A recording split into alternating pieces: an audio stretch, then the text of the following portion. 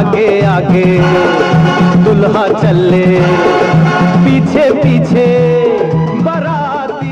देखे हम भी देखे कितना दम है तेरी जान में, आ सामने मैदान। देखा वाल्मीकि, जिस जॉनी को तुम 20 साल में राम नहीं बना पाए, उसे मैंने 20 मिनट में रावण बना दिया।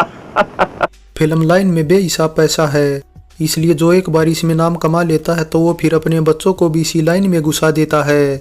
बस ऐसे में फिर माँ बाप के नाम के सहारे बैठे बिठाए स्टारडम तो मिलता ही है, साथ ही फिल्म भी अगर चल निकले तो वारे न्यारे हो जाते हैं। इसलिए फिर कुछ ऐसा ही हुआ था सुनील दत्त नरगिस के बेटे संजय दत्त के साथ। इसे कहते हैं खून का असर। शेर का बच्चा शिकार खेलना खुद ब खुद सीख जाता है। 1981 में आई डेब्यू फिल्म रॉकी कामयाब होने के बाद बड़े बड़े निर्माता उन्हें अपनी फिल्म में लेना चाहते थे, लेकिन अभी वो वक्त नहीं आया था कि संजय दत्त खुद अपनी पसंद की कोई फिल्म कर लेते। सो इसलिए फिर सुनील दत्त ने जिन फिल्मों की कहानियों को पसंद किया और फिर संजय दत्त ने उनमें काम किया, यानी रॉकी के धमाल मचाने के बाद आई वो फिल्म थी जोनी आई लव यू। बता दें 18 नवंबर 1982 को आई जोनी आई लव यू फिल्म में संजय दत्त, रति अग्निहोत्री, तनुजा, सुरेश ओबराय, ओम प्रकाश, अरुणा ईरानी और अमरीश पुरी के अलावा कई और छोटे बड़े कलाकार अलग अलग किरदारों में नजर आए थे। ऐसे में फिर एक्शन ड्रामा से भरपूर ये फिल्म बॉक्स ऑफिस पर ठीक ठाक यानी औसत कमाई करने में सफल रही थी। अब ये बात तो सभी को पता ही होगी कि रॉकी फिल्म के रिलीज से कुछ दिन पहले ही नरगिस की डेथ हो गई थी। इसलिए जब किसी बच्चे पर से माँ का साया उठ जाता है तो वो खुद को अकेला समझने लगता है और रास्ता भटक जाता है। बस फिर कुछ इसी तरह संजय दत्त भी नरगिस के जाने के बाद रास्ता भटक गए थे और नशे के आदी हो गए थे। इसलिए खुद संजय दत्त ये बताते हैं कि रॉकी फिल्म के बाद 1982 में जोनी आई लव यू और विधाता जैसी फिल्में रिलीज हुई थी, लेकिन वे तब ड्रग्स वगैरह के इतने बुरी तरह आदी हो गए थे कि उन्हें इन दोनों ही फिल्मों की शूटिंग बिल्कुल भी याद नहीं है। खबरों की माने तो जोनी आई लव यू फिल्म में रति अग्निहोत्री के मेन हीरोइन वाले रोल के लिए पहले पूनम ढिल्लों को अप्रोच किया गया था, लेकिन दूसरी फिल्मों में बिजी होने के चलते पूनम ने यह फिल्म करने से इनकार कर दिया। जिसके बाद बताया जाता है कि विधाता फिल्म की तरह टीना मुनीम भी ये फिल्म करना चाहती थी, क्योंकि संजय दत्त के साथ तब टीना का अफेयर चल रहा था, लेकिन फिर मेकर्स ने उन्हें मना कर दिया। इसके अलावा खबरों में यह भी मेंशन है कि तब सिर्फ गुलशन राय की युद्ध ऐसी फिल्म थी जिसमें संजय दत्त और टीना मुनीम साथ काम करने वाले थे, लेकिन फिर जब प्रोड्यूसर गुलशन राय को ये पता चला कि संजय दत्त ड्रग्स के आदी हो गए हैं और नशे की हालत में ही शूटिंग करने चले आते हैं, तो फिर उन्होंने संजय दत्त को अपनी युद्ध फिल्म से बाहर निकाल दिया और जैकी श्रॉफ को ले लिया। बस फिर इस तरह विधाता और जोनी आई लव यू फिल्मों की शूटिंग के दौरान ही संजय दत्त और टीना मुनीम का ब्रेकअप भी हो गया। ऐसे में फिर जानकार बताते हैं कि अच्छा हुआ जो दोनों का ब्रेकअप हो गया, वरना टीना के लिए संजय दत्त किसी को भी मरने मारने को तैयार रहते थे। अब खबरों की माने तो 1979 में आई मिस्टर नटवरलाल फिल्म के बाद प्रोड्यूसर टोनी अमिताभ बच्चन के साथ एक और फिल्म टाइगर भी बनाने वाले थे, जिसका डायरेक्शन भी राकेश कुमार ही करने वाले थे। लेकिन फिर कुछ वजहों से जब ये फिल्म ठंडे बस्ते में चली गई तो उन्होंने संजय दत्त के साथ जोनी टाइटल से फिल्म बनाने का फैसला कर लिया। जी हाँ, सही सुना, जोनी आई लव यू फिल्म का ओरिजिनल टाइटल पहले केवल जोनी ही रखा गया था, लेकिन अब जोनी टाइटल पर प्रोड्यूसर गुलशन राय को आपत्ति थी, क्योंकि इससे पहले 1970 में जोनी मेरा नाम टाइटल से देवानंद के साथ उन्होंने एक फिल्म बनाई थी।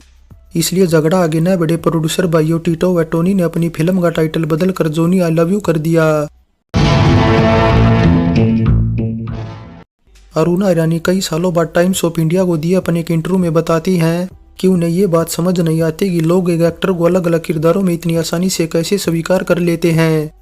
अब ये बात दरअसल अरुणा संजय दत्त के साथ की रॉकी और जोनी आई लव यू फिल्मों को लेकर कर रही थी, क्योंकि दरअसल पहले रॉकी फिल्म में तो अरुणा ने संजय दत्त की मुंह बोली माँ का रोल निभाया, वहीं फिर इसके बाद आई जोनी आई लव यू फिल्म में वे संजय दत्त के साथ फ्लर्ट करती और गाना गाती नजर आती हैं। इसमें कुछ नशा तो नहीं? नशा इसमें नहीं, मुझ में है। जोनी आई लव यू फिल्म से पहले बतौर मेन विलन अमरीश पुरी ने गिनती की ही फिल्में की थी, लेकिन फिर ये एक ऐसी फिल्म थी जिसे करने से न केवल उन्हें फायदा मिला बल्कि फिर उनकी प्राइवेट लाइफ में भी बदलाव आ गया था। अब दरअसल हुआ कुछ यूं कि अमरीश पुरी एक फोटो खिंचवाने के लिए गंजे हुए थे, जो कि जोनी आई लव यू फिल्म के केवल एक सीन के लिए था। हालांकि इसके बाद फिर सभी सीन अमरीश पुरी ने विग पहन कर पूरे किए थे। बस फिर कुछ इसी वजह से अपनी गंजे वाली लुक अमरीश पुरी को इतनी पसंद आई कि वे फिर असल जिंदगी में भी इसी लुक में रहने लगे। वैसे अब ये जोनी आई लव यू फिल्म में उनकी लुक और अच्छी अदाकारी का ही कमाल था, जो इसके बाद उन्होंने फिर अपनी फीस भी बढ़ा दी थी।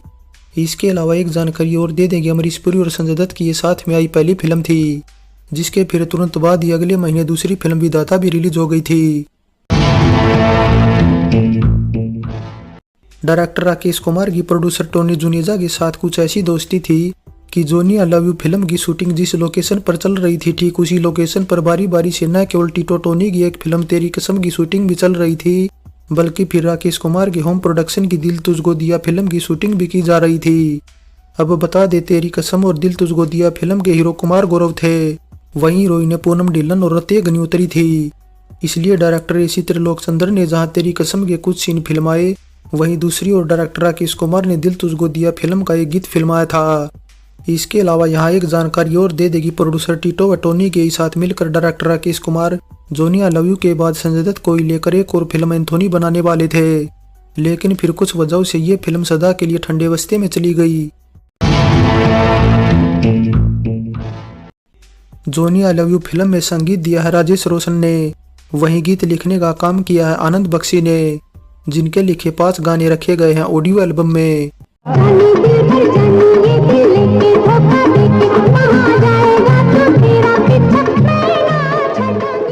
अब इस फिल्म का गीत संगीत ठीक ठाक था और जॉनी दिलबर, आगे आगे दूल्हा चले और रंग रंगीला फिल्म के सबसे पसंदीदा गाने हैं, जिसमें रंग रंगीला तो ऐसा गाना भी है जिसकी कुछ दिनों का इस्तेमाल इसके बाद अगले साल 1983 में आई अकबर खान की हादसा फिल्म के टाइटल ट्रैक में भी हुआ था।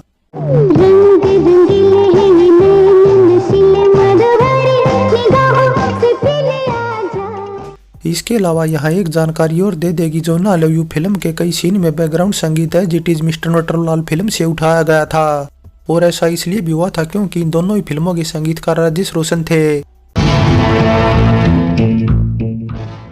कई बार न्यूज व मैगजीन वाले बातों को बढ़ा चढ़ाकर छाप देते हैं, इसलिए कुछ ऐसा ही जोनी आई लव यू फिल्म को लेकर एक मैगजीन ने छाप दिया कि सुनील दत्त को ये फिल्म पसंद नहीं आई है, इसलिए वे इसे दोबारा से रीशूट कराना चाहते हैं। जिसके बाद फिर डायरेक्टर राकेश कुमार ने सामने आकर बताया कि दत्त साहब ने फिल्म के केवल स्टॉक शॉट्स के लिए ही कहा था, न कि पूरी फिल्म दोबारा रीशूट करने के लिए, इसलिए पूरी फिल्म दोबारा रीशूट करने का तो सवाल ही नहीं उठता। कभी कभी बेजुबान पर बात बोलते हैं। ए जॉनी उठ, हिम्मत हार गया क्या? मैं आऊं? Finally Johnny I love you film में कुछ भी दिलचस्प नहीं है, सिवाय इसके कि ये संजय दत्त की रॉकी के बाद आई दूसरी फिल्म थी।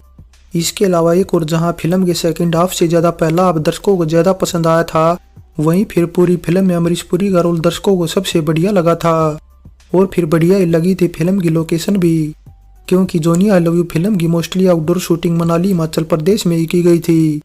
So Johnny I love you film पर हमारी ये पेशकश कैसी लगी नीचे कमेंट कर बताएं। अच्छी लगी है तो लाइक करें और चैनल को सब्सक्राइब करें। सो चलते हैं, फिर मिलेंगे एक और नई वीडियो के साथ।